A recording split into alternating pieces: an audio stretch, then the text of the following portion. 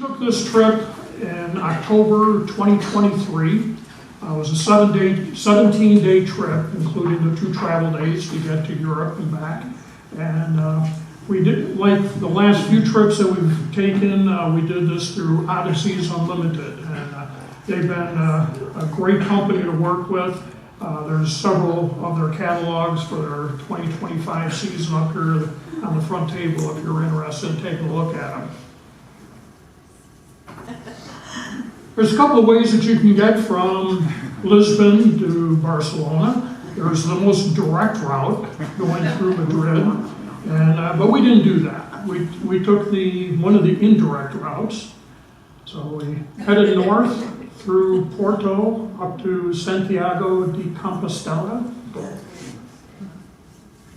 over to Lyon, up to the northern coast, Santander, through Bilbao to Pamplona, over to the Spanish Pyrenees, and then finally to Barcelona. And please bear with me. I took high school German, and that in no way prepares me for the 3 languages where we traveled on this trip. So I'm sure I'm going to butcher some pronunciations, so I apologize in advance.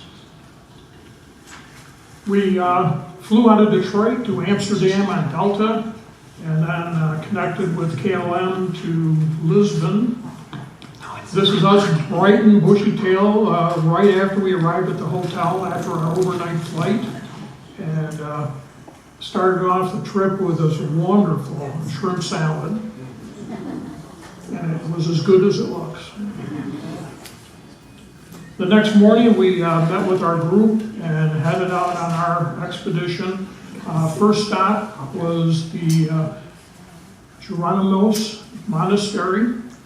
This was constructed in 1501 and took 100 years to complete.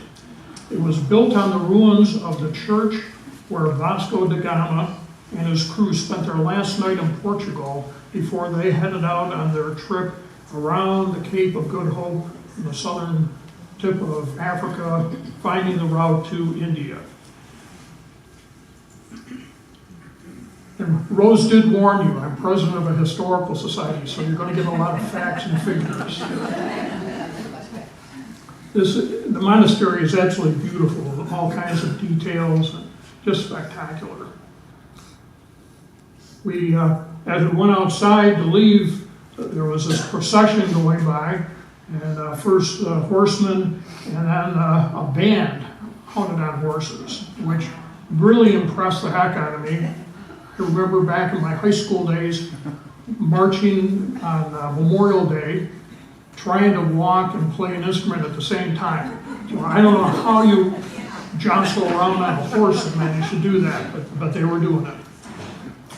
Next stop was the Monument to the Discoveries. This is a monument, it's 170 feet tall, and is overlooking the Tigris River that runs through Lisbon. This is a monument to the discoveries and literature history for Portugal. It was dedicated on in 1960 on the 500th anniversary of the death of Henry the Explorer. And I thought, wow, Henry the Explorer, he must have traveled all over the world. He didn't. He never left Portugal. But what he did was finance people to do it. So he was an important guy.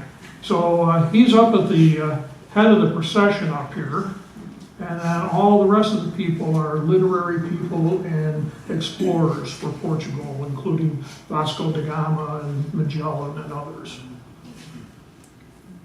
Next stop was the National Palace. Absolutely beautiful place. This started off as a kind of a summer retreat or kind of getaway cottage for the royal family. And we all have cottages like this, right?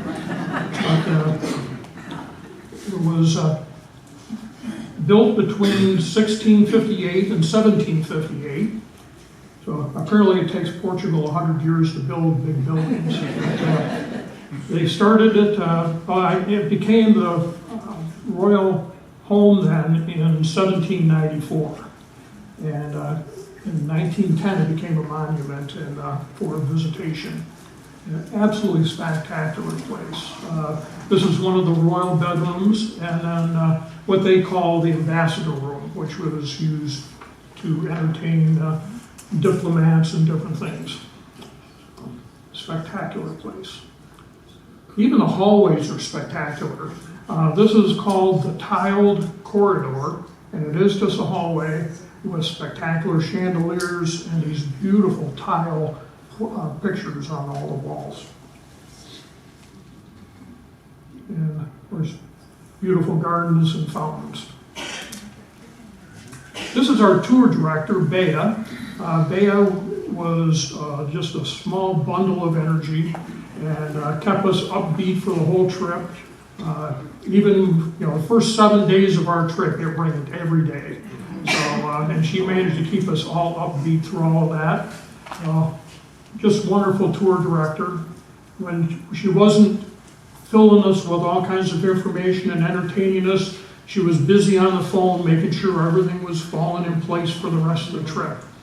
And being the experienced tour director that she was, the very first day, she brought 2 boxes of pastel de nata, which I hope all of you got a sample of from the back. These are fantastic. It's a creme brulee type custard with a crust and is the national dessert of Portugal. We headed north out of Lisbon. First stop was Nazaré, Portugal. Nazaré, sorry. I told you I was going to bomb on those. And this is kind of the old city up on above the cliff. And the lady there is wearing what they call the traditional 7 skirts. And these are worn by the wives of the fishermen, because the fishermen would tend to go out for 7-day excursions fishing. And I guess they had a skirt for every day that their husband was gone. But this particular lady had a little booth where she was selling nuts and cookies and things, and it overlooked this. So that's the main village of Nazaré. And just a spectacular view. It doesn't look like it here. Waves don't look like much, but this is actually one of the best places in the world for big waves. And the current world record height for a surfing wave is at this beach, 80 feet. That was set in 2020, so it's a rather recent record. So we went down to the beach level, and that's where we just were, up here. And found a nice little cafe with a patio area, and had what you have to have when you're in Portugal or Spain, a paella for 2. And it was actually enough for paella for 4, but it was tremendous. And since we were out on the patio, we had a friend come and visit us. And it was running around below our table the whole time we were eating. Heading north, we arrived in Porto, and we stayed at Posada, and I'm not even going to try, hotel. But posadas in Portugal are all owned by the Portuguese government, and they're hotels, and most of them are in historic buildings.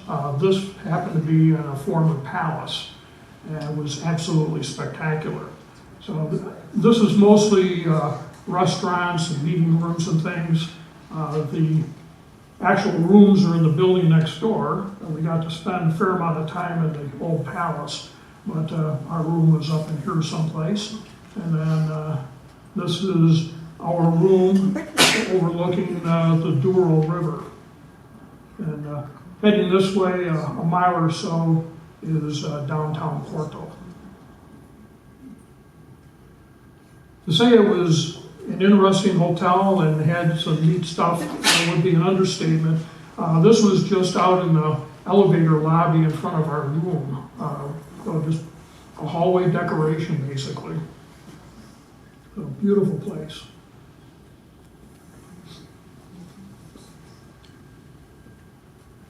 These are called favela boats.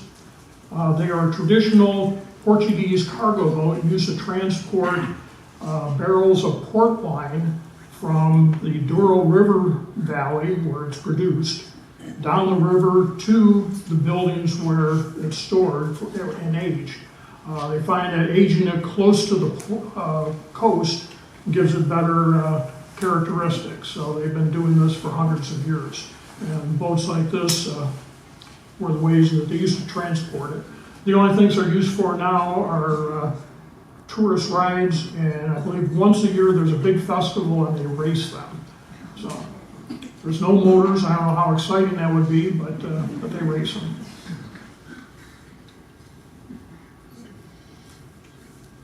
So of course, when you're in Porto, you have to have some port. So we went to the W&J, which is William and John Graham Porto Port Company, established in 1820. Graham doesn't sound much like a Portuguese name. They were actually a couple of Englishmen. And to give you an idea of all the warehousing, the aging of port that they're doing, this fountain here in the front on the left is actually water to help keep the moisture level up in the building. They had one hallway at the end, towards the end of the tour, lined with bricks and lined with bottles and bottles and bottles of port. Going back, this one is from 1868. So, and just about every year was represented by a number of bottles. And of course, the best part of any tour in a library is the sample room at the end.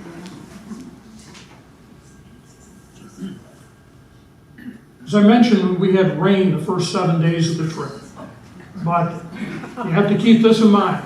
As Alfred Wainwright said, there's no such thing as bad weather.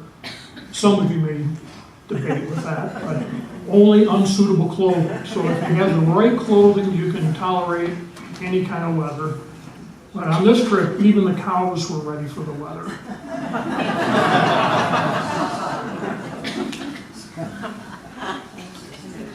One, if you are into books, and I'm into books, I collect books, but if you like bookstores, this is a place you have to go when you're in Porto. It's called the Livraria Lelio bookstore. It was founded in 1906 and is considered to be the most beautiful bookstore in the world. It is the only bookstore in the world probably where you have to pay admission to get in. They have, there's 3 different levels of tickets, 10 euro, 16 euro, and 50 euro. And for 10 euro, you get to go in. For 16, you get to go in and then go to a special room. And then for 50, you get both of those benefits and you get to speed to the head of the line. Because they sell time tickets. So there's tickets, a group goes in every hour. And for instance, it was pouring when we were waiting in line for almost an hour to get in. So that 50 bucks, 50 euro might be money well spent. The good news is $10 is deducted from any purchase that you make. So if you go on their website, this is the picture that you'll see. And it is beautiful, absolutely beautiful. But when you go, it's more like this. People shoulder to shoulder and scramble around. But it is definitely a spectacular bookstore. Heading north from Porto, we crossed into Spain, and our first stop in Spain was Pontevedra. And we didn't do too much here, just kind of wandered around the streets, went into a couple of shops. But I love these the colorful decorative umbrellas that they had in a couple of the streets. And it was kind of ironic because they had all these umbrellas, and this was the first day that it didn't rain on the trails. Maybe they were to prevent it, I don't know. Continuing north, we ended up in Santiago de Compostela, and this was our hotel. It is, I mentioned the government-owned hotels in Portugal. Spain does the same thing. They call them paradores. So this is Parador de Santiago, and it started life as a convent and hospital, and but it was several hundred years old. The Paradors mentioned, owned by the Spanish government, there's 98 of them around the country, and almost all of them are in historic buildings like this. The picture on the left is the room from the view from our room, and that's the cathedral in the background. There were 4 different courtyards that the hotel was built around, all of them very spectacular, but we didn't get to go in them because due to all the rain that they've been having, there was ankle-deep water in all of them. So we were prepared for raincoats and things, but not knee-high boots. So.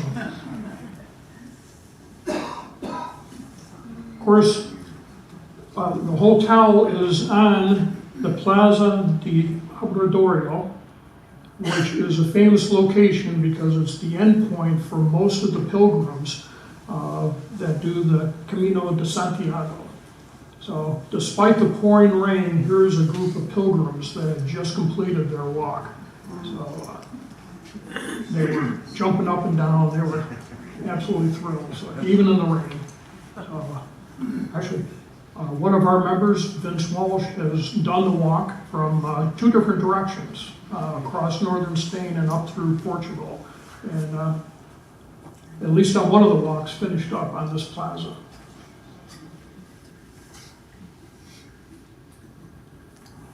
Adjacent to our hotel was the cathedral. This construction lasted from 1060 to 1211, and then the facade on the front was added several centuries later. It's an absolutely spectacular cathedral. And the silver crypt is believed to hold the remains of St. James. The Alta Fumero, this object here, right there, is over 5 feet tall and weighs over 175 pounds. When they lift that up and swing it, it takes 8 men to do it.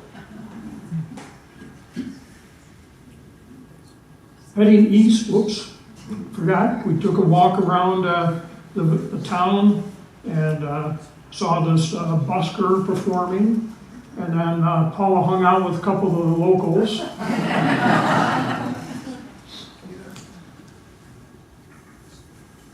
Then we headed east to Lyon and visited another cathedral. Construction on this one started around 1205 and ended in 1302, so the Spanish can do it a little quicker, not quite 100 years. And then the second tower was added in the 15th century. The thing that amazed me, they started construction in 1205. This was actually built on a location of 2 previous cathedrals and a Roman thermal bath. So there have been, 1205, there have been 3 structures on this before this was built. I find that pretty amazing. The inside of this cathedral is absolutely breathtaking. If you are into stained glass windows, put this on your bucket list. There are over 1,800 square meters of stained glass windows in this cathedral. All of it made between the 13th and 15th centuries. It is just incredible.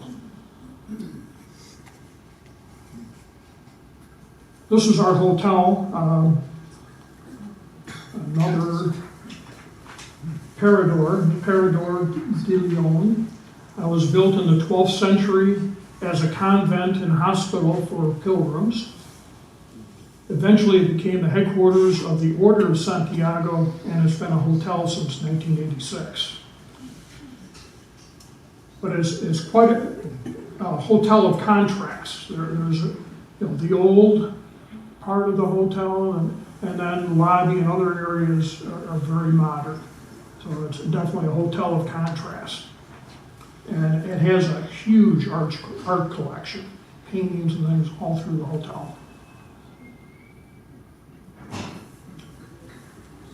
Headed up to the northern coast to the city of Santander.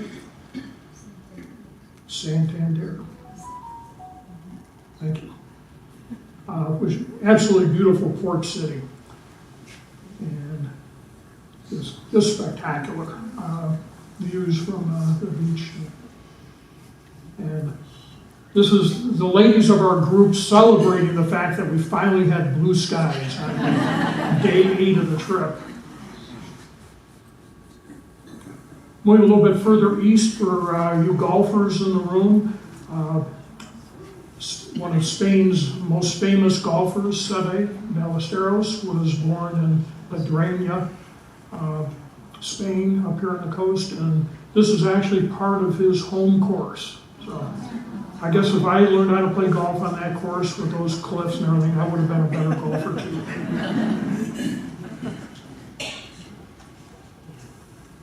The next part of the trip was really an amazing experience for me personally. I guess over the years I had heard a lot about the Basque separatists. And I guess I never fully understood, okay, where's Basque and what are these guys separating from? But have a much clearer view of that now. Basque is an interesting part of Spain. They have their own flag, which right here. And the red symbolizes the Basque people and the blood they are willing to shed for their land. The green is a St. Andrew's cross and the oak tree of Guernica. And the white symbolizes God and the Basque Catholic devotion. So it's a real meaningful flag for them. You see them flying everywhere. This part of the country is really interesting. Of course, the rest of the country speaks Spanish, and the people in the Basque region speak Spanish also, but 900,000 of them speak a second language known as Euskara. And it's a very unique language. They've done studies on it that there is no related language anywhere to be found. It's unlike any other language in the world. So, and when you see words in it, you'll see what I mean. But, just an amazing area. One thing that we saw, and we were told about and observed, this is a government building, and they're proudly flying the Basque flag out front. One thing you don't see is a Spanish flag. And they are required to fly a Spanish flag, but generally they're tucked around on the side of the building someplace where you don't see it from the front. So that's kind of how the Basque feel about the Spanish. This was we had an overnight in Bilbao. Amelia Bilbao was our hotel, which was a fabulous modern hotel, fantastic entryway and everything. One of the things you have to do in Bilbao is go to the Guggenheim.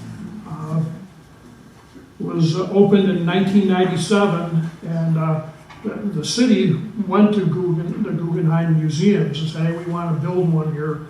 And so they had to come up with money to build the building.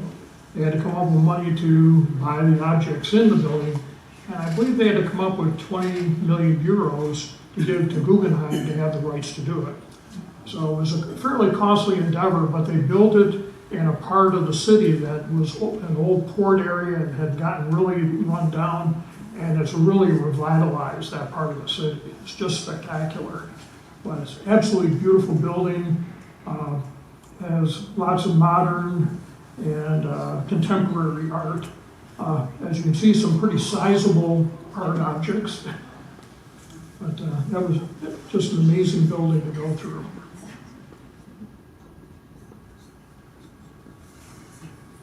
Do we have any Games of Thrones fans here? No? If you were, you would recognize this picture. Because this island is, I have to read this because I'm not a Games, is Dragonstone from season 7. But this is not what you see if you're looking at Games of Thrones. The island is there, but then they use, you know, the Hollywood trickery to put a great big huge thing on top of here. But the base is that island and the bridge going over to it. This island was the small church. This is actually not the original building. The original was there since the 10th century and got burned partially several times, got bombarded one time by Francis Drake in the late 1500s, and it survived all those, and then there was a fire back in 1978 which burned it down, so this is a rebuild of it. But it's 80 meters above the water level, and just a spectacular thing to see. But, and this is the name of the island. This is in Basque, and I'm not even going to attempt that. And then just a little ways east, a half mile to a mile east, is this island, which I'm not going to try to tackle either. But, you know, just spectacular views from up on this cliff overlooking the two islands.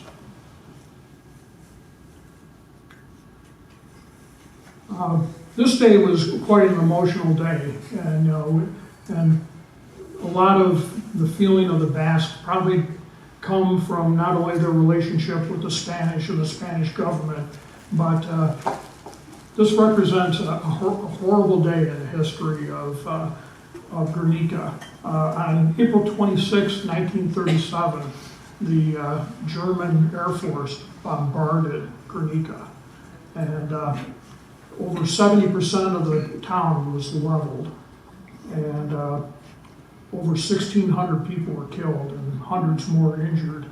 And this was part of the Germans were in support of the government during the Spanish Civil War. We had a tremendous tour guide there just for the one day in Guernica, and you know, he was a Basque native and spoke very strongly about his homeland and their relationship with the Spanish government, and very interesting day. But here we're looking at photographs of Guernica after the bombing.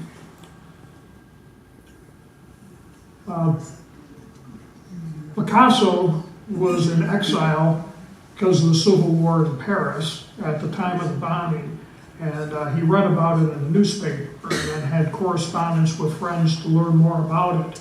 And he was so moved that he painted this painting. The original is in a museum in Madrid. This is actually a tile reproduction that's on a wall in Guernica, and it's the actual size of the painting, which is 11.5 feet long and, 11.5 feet high, 25.5 feet long.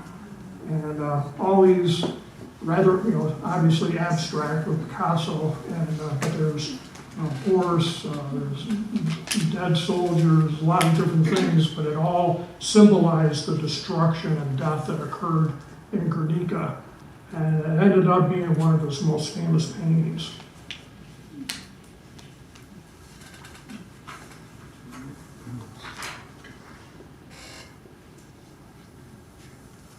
Short distance from there is the tree of Guernica.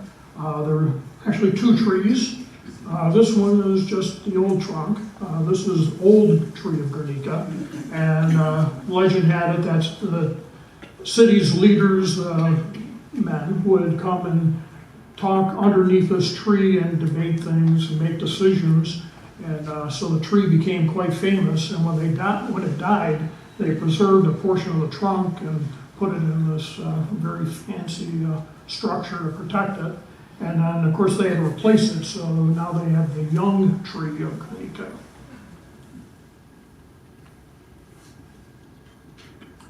And we saw, during the course of our trip, 3 different protests. This was the first one, and it was the quietest, mildest protest I've ever seen.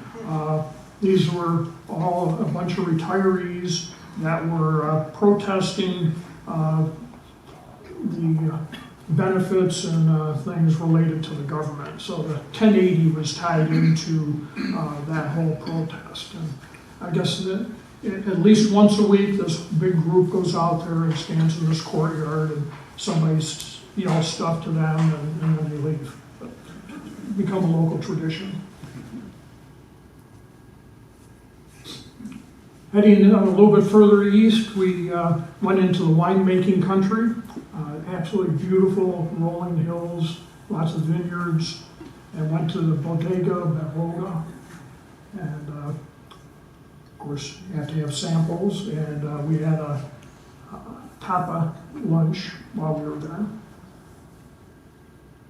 And I know this was a chunk of meat of some kind, and this was a pepper, and I don't know what the rest of it was. But most of it was good. There were 1 or 2 of those that not so great. But the wine was good. This looks like a pretty nondescript parking lot that you've seen in lots of places. But between July 7th and July 14th of every year, this is a very special place. Because this is the starting point of the running of the bulls. So they start there. Here's a map of the course. So that's the parking lot there. And then they run up here. So this is a slope. This is an old fort wall. So they run up here, and then they run around the city hall, down this stretch, take a hard right, down this road, hard left, and then into the bull ring. So there's City Hall that they run in front of, and then there's the entrance to the bull ring that they all go in. Now, when I've seen this, footage of this on YouTube and on television things, and I always got the impression that it was being done. Pamplona was a fairly small village, but it's actually a city of over 200,000 people. But the run is done through the old portion of town. There's a famous statue in town done by Rafael Huerta in 1997. It's 13 feet wide and 36 feet long, and represents the running of the bulls.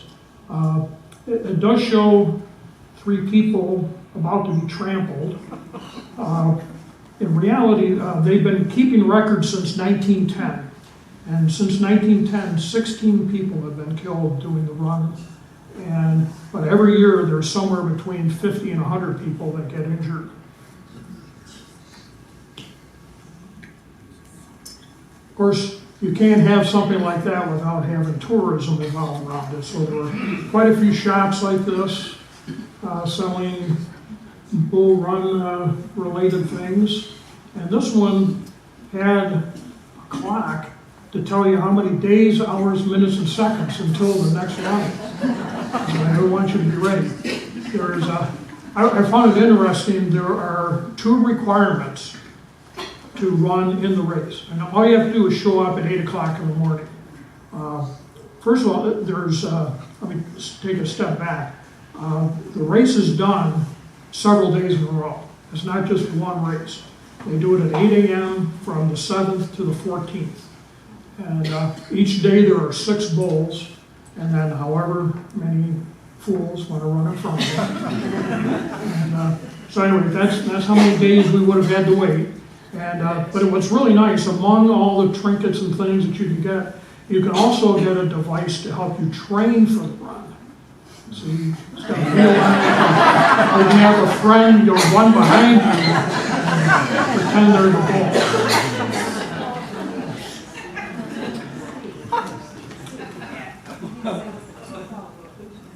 Oh, yeah, I forgot. Yeah, thank you, sorry.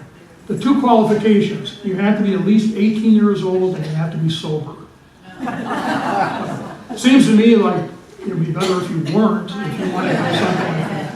But that's a requirement. Thank you. How do they test that? I don't know. I'm not sure what the test is, but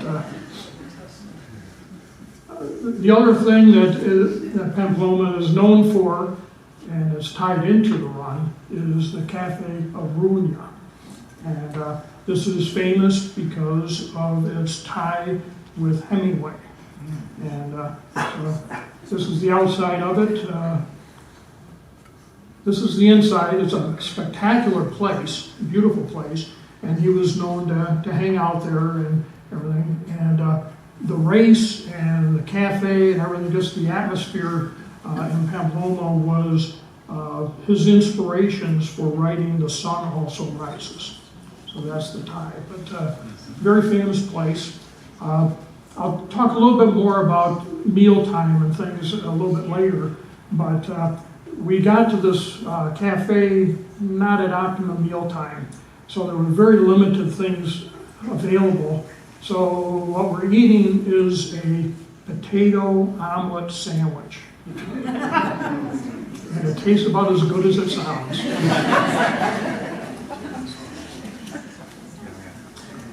Heading farther east, we got into the Pyrenees, and again stayed at another spectacular parador. This is right in the gateway to the national park, Monte Perdido National Park, which is the oldest national park in Spain. It was founded in 1918, and it's one of the oldest national parks in Europe. It's a beautiful hotel. And it was, like most of our trip, it was overcast. Fortunately, we didn't get rain while we were there. But even with being overcast, just the scenery of the Pyrenees was absolutely spectacular. Took a little walk down the lane that the hotel was on, past a couple of old buildings, went around this old chapel, and we're going around a curve, and we could hear a bell ringing, and went around the curve, and we're confronted with a herd of cows. And they just kind of strolled right by us like we weren't even there. These are not the guys that are in the race.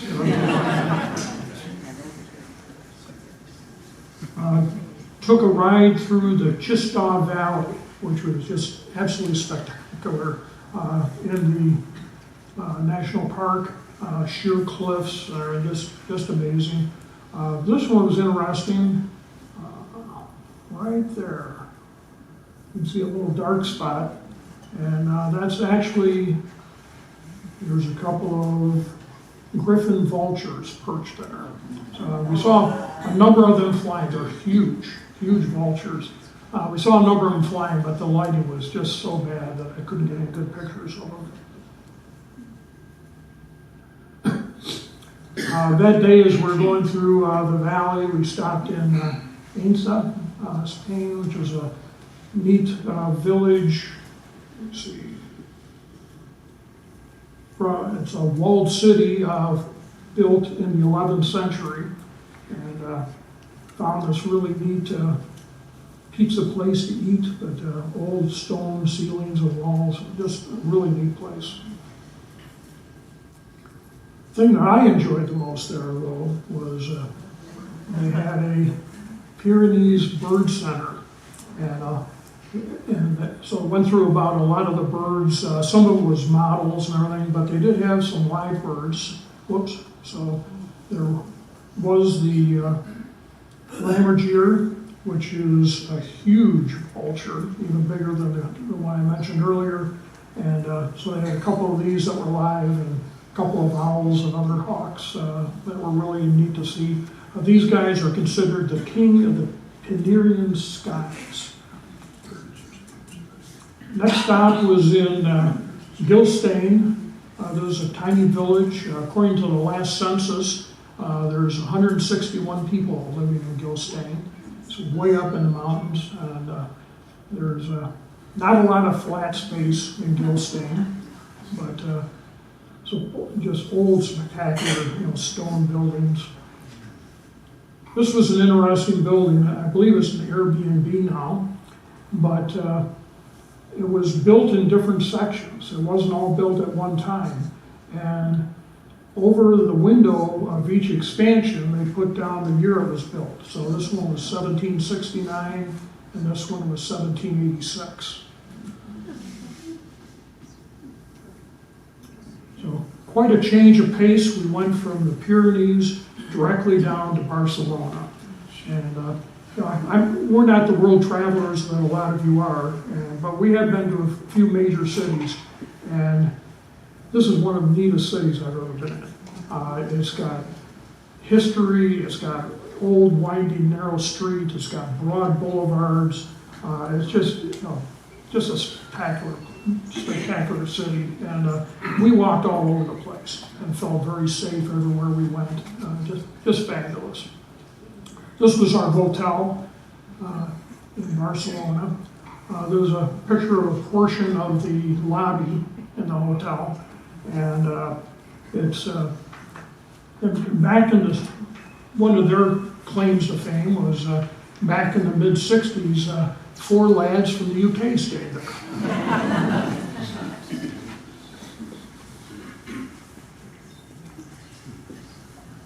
A couple of famous residents of Barcelona, Miró and Picasso. So Paul is hanging out with the two of them here. And so they have quite a spectacular museum dedicated to the two famous artists. And I learned something there. I had in my mind the kind of paintings that Picasso did, but early in his career he did paintings like this.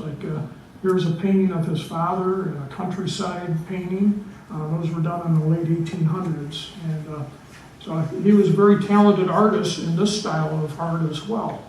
But as you know, later on in his career, he changed style a bit. And so here's a couple of examples of paintings he did in the 1920s. I always like to find funny things on trips. So we found a couple of interesting stores. One of them was the Oink store. And the other one was Happy Pills. We didn't go into either one, so I don't know what they were selling. But and they also had Happy Cones for €1.50. So. And then we looked for signs too. And their lavatory sign was a little different than ours. It's a little, I guess, more urgency to it.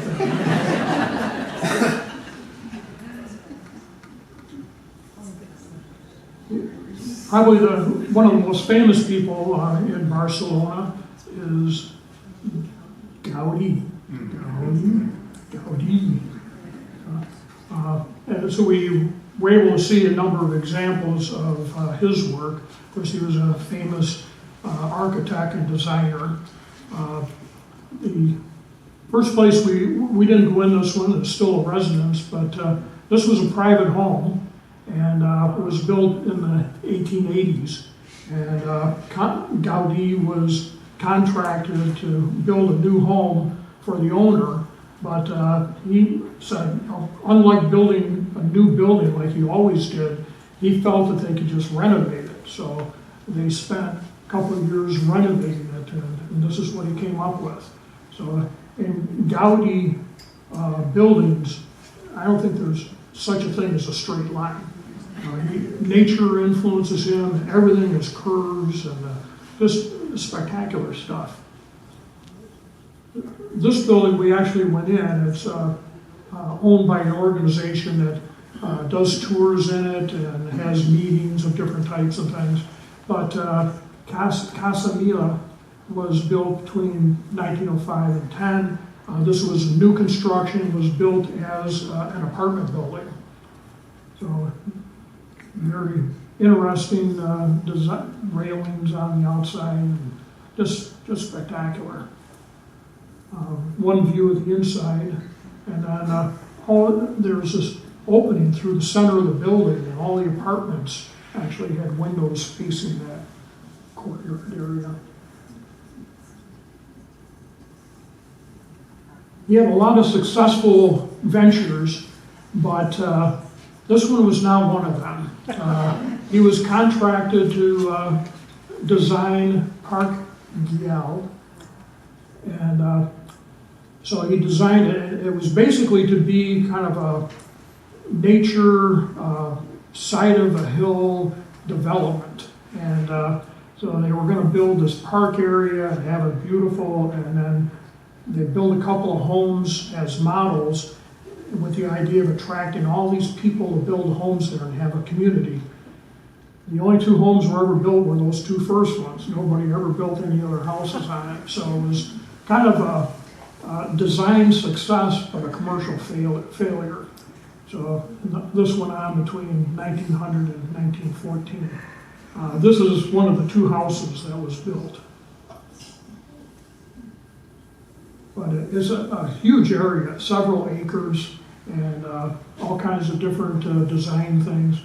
This was a huge patio area, and there were hundreds of people in the area all day long. But even the underneath, this is underneath this patio, and there's all kinds of art designs and things. So just a spectacular thing. And then all around the circumference of this patio area are this continuous bench that goes all the way around, and then that's a close-up of what that looks like. So it's all inlaid tile throughout the whole thing. Of course, Gaudi's most famous structure is Sagrada Familia. He was contracted in 1884 to do the design work of the structure, and it's not done yet. So this is 140 years in the making. The model here, this is October 2023, but the gray portion is what was completed at that point.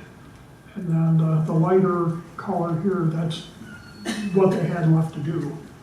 When he died in 1926, only 20% of this had been completed after designing it in 1884. So it's been a slow process. Interestingly, this is being paid for strictly by donors and by tour admissions. No church money or government money has ever gone into the structure. The inside is absolutely spectacular. And I should go back. This steeple, when it's done, will make this church the tallest church in the world at 566 feet. And as far as area-wise, it will be one of the largest churches also. There's a couple other interior feature, and then one of the views of an area of the outside. And these are some of the shorter steeples. Wanted to mention a little bit about food or eating when you're in Spain. Lunch in Spain is their biggest meal of the day, and that's normally eaten between 2 and 4 in the afternoon. And then they do a light dinner, and usually that's 9 o'clock or after. That was a way different than we Americans are used to eating. So, but the problem is, if you go to a restaurant in any of those other times, or any time other than that, you're not going to get a big meal. You're going to have tapas.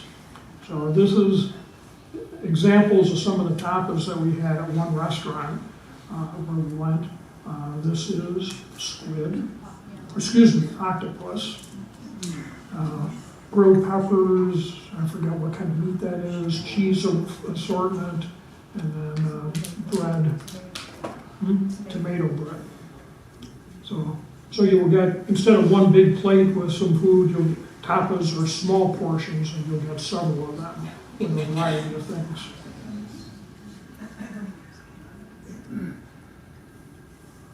Our last stop of the trip, Paul and I wanted to take in some Roman ruins, so we went to the History Museum of Barcelona, which had a lot of things about the overall history, and it was just the layout of the building and just the way the building was built. It was in a portion of the old ancient portion of the city. It's just spectacular.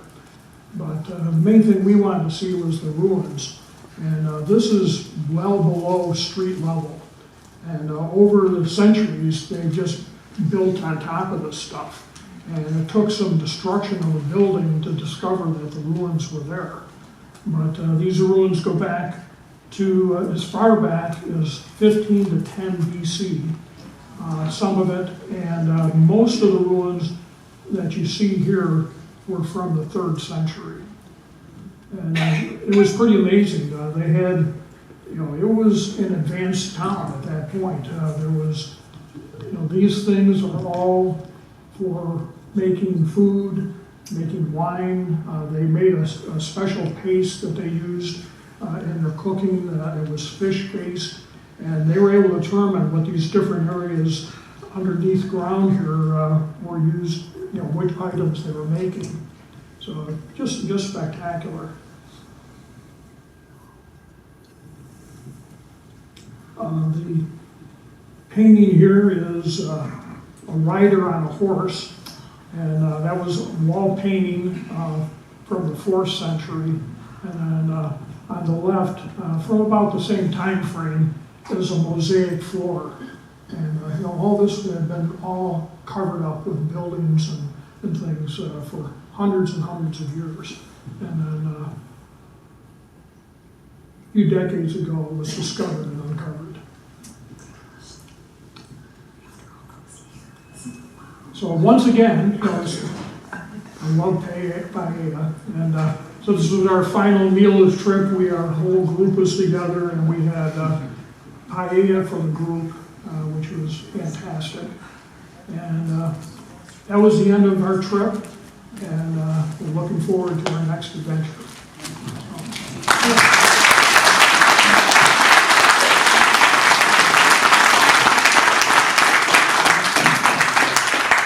Do any of you have any questions for Steve? Now's the time. Yes. Can you say a little more about the Basque territory? You never really said what their disagreement is with the Spanish. Well, I think part of it is the bombing, but a lot of it is just, I guess I equate it to kind of Scotland with England. It just goes back centuries. It's a different culture, different language, and they've just never accepted being part of Spain. And they do some interesting things, like all the other regions of Spain send all their tax money to Madrid, where the Basque region doesn't. They have, and so their facilities and everything are really nice, but they just, there is some tax money that goes, but it's set up completely different than the rest of the country. So it just goes back to a cultural difference and language difference, I think. And then things like the bombing during the Civil War certainly didn't help. Yes? What was your mode of transportation between the cities? We were on a good-sized bus for most of it. While we were in the Pyrenees, because of the roads and the winding and everything, they downsized us to a much smaller bus. But we're on bus the whole trip. How many people? 24. Yeah, that's one of the things that we like about Odyssey, is 24 is the maximum that they have on a trip. And we've had as few as 17. So it works out great. You get to meet some fabulous people. When I showed the monument early on in the presentation, there was a gentleman in the right front corner. His name is Larry Hall, for instance, and Larry was a retired musician. He played in a band for quite a while and toured around the world. He played for almost a year in Buddy Rich's band as a trumpet player. He played, and then he became a studio musician in Los Angeles and played on music for a lot of movies like Rocky, the da-da-da. The trumpet you hear, one of them is Larry Hall. So it's just kind of neat. Every trip we've been on, there's been some really neat people. I'm a little concerned about Larry and his wife right now. They live near where a lot of the fire is going on in LA. So I sent him an email, haven't heard back yet. We're a little concerned about him. Yes, sir. You showed a picture of the conductor of the tour at the beginning. Did she stay with you through the whole tour? Yes, sir. Yep. Yeah, she met us day one and stayed with us until we headed out the last day. What they do is, like a lot of the tours that we've been on in different countries, different cities will give you a tour guide. Like you saw the one gentleman in the one picture, and you'll just have that person for the day who's an expert on that city. But they was with us the whole time. Yes, Chuck.